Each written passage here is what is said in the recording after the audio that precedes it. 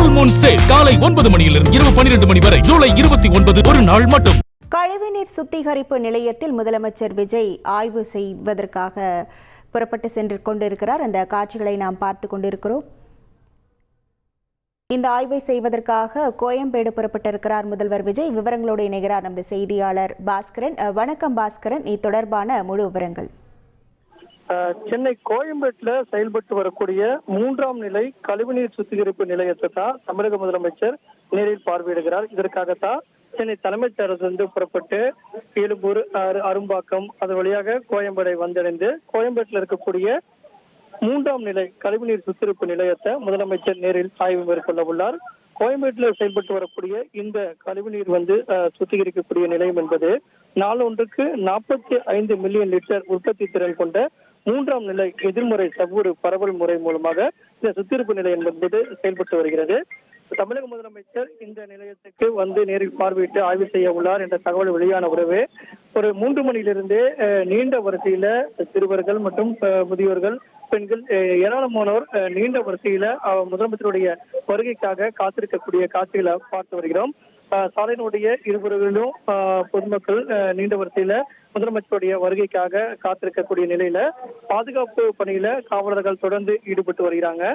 இந்த இடம் என்பது கோயம்பேடு பேருந்து நிலையம் மற்றும் கோயம்பேடு மார்க்கெட்டுக்கு அருகே இருக்கக்கூடிய சுத்திகரிப்பு நிலையம் என்பதன் காரணமாக வழக்கமாகவே இங்கு கூட்டம் என்பது அதிகமாக இருக்கும். தமிழக முதலமைச்சருடைய வருகையுடைய தகவல் வெளியான உடனே முதலமைச்சரை பார்க்க வேண்டும் என்ற ஆவலில் நீண்ட வரிசையில பொதுமக்கள் காத்திருக்கக்கூடிய நிலையில் இருக்கிறது. தமிழக முதலமைச்சர் தலைமைச் செயலகத்திலிருந்து புறப்பட்டிருக்கிறார். எழும்பூர் மற்றும் அரும்பாக்கம் இவற்றையெல்லாம் கடந்து கோயம்பேட்டுக்கு வருகை தருவார். ஒரு 5 மணி அளவுல கோயம்பேட்டில் இருக்கக்கூடிய இந்த சுத்திகரிப்பு நிலையத்தை நேரடியாக பார்வையிட்டு ஆய்வு செய்வார். இந்த ஆய்வு நிலையம், அதாவது சுத்திகரிப்பு நிலையத்துடைய முக்கியத்துவம் என்னன்னா, அண்ணா நகர், கோடம்பாக்கம், அம்பத்தூர், வளசரவாக்கம் ஆகிய பகுதியிலிருந்து சேகரிக்கப்படக்கூடிய கழிவுநீர் சுத்திகரிக்கப்பட்டு அதன் மூலமாக அந்த நீர் சுத்திகரிக்கப்பட்ட நீராக தொழிற்சாலைகளுடைய பயன்பாட்டுக்கு தான் சென்னையிலிருந்து ஒரு 60 கிலோமீட்டர் தொலைவில் இருக்கக்கூடிய சிப்காட் நிறுவனத்துக்கு சொந்தமான இருங்காட்டுக்கோட்டை, பிள்ளைப்பாக்கம், வல்லம் வடகல், பெரும்புதூர், ஒரகடம் ஆகிய பகுதிகளில் அமைந்திருக்கக்கூடிய தொழிற்சாலைகளுக்கு தான் இந்த தினசரி நீர் என்பது வழங்கப்படுகிறது. இங்கிருந்து 60 கிலோமீட்டர் கூடிய பகுதிகளுக்கு வழங்கப்படுகிறது. சுத்திகரிக்கப்படக்கூடிய நீரினுடைய தரம் உடைய அளவை தமிழக முதலமைச்சர் இன்று பார்வையிட்டு ஆய்வு செய்கிறார். ஏற்கனவே செயல்பட்டு வரக்கூடிய இந்த கழிவுநீர் சுத்திகரிப்பு நிலையத்தின் மூலமாக நீர் சுத்திகரிக்கப்படுகிறது. கழிவுநீர் சுத்திகரிக்கப்பட்டு தொழிற்சாலைகளுக்கு அந்த நீர் பயன்படுத்த ஏதுவாக முதற்கட்டமாக அனுப்பக்கூடிய நடவடிக்கைகள் தான் தற்போது மேற்கொள்ளப்பட்டு வருகிறது. அந்த நீருடைய தரம், இங்கு சுத்திகரிப்பு நிலையத்தினுடைய செயல்பாடுகள் இதெல்லாம் ஆய்வு செய்து அதிகாரிகளுக்கு பல்வேறு அறிவுறுத்தல்கள் வழங்க உள்ளார்.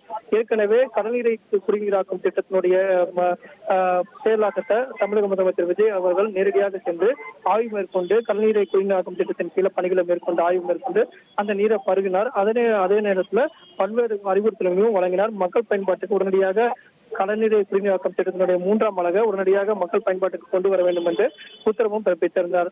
அதனுடைய தொடர்ச்சியாக தமிழக முதலமைச்சர் விஜய் அவர்கள் கோயம்பேட்டில் இருக்கக்கூடிய கழிவுநீரை சுத்திகரிப்பு நிலையத்தை நேரடியாக பார்வையிட்டு ஆய்வு செய்து நகராட்சி மற்றும் பல்வேறு அதிகாரிகளுக்கு இதன் மூலமாக பல்வேறு அறிவுறுத்தல்களை வழங்க உள்ளார். விவரங்களுக்கு நன்றி பாஸ்கரன். ஃபுல் மூன் சேல் காலை 9 மணியிலிருந்து இரவு 12 மணி வரை ஜூலை 29 ஒரு நாள் மட்டும்.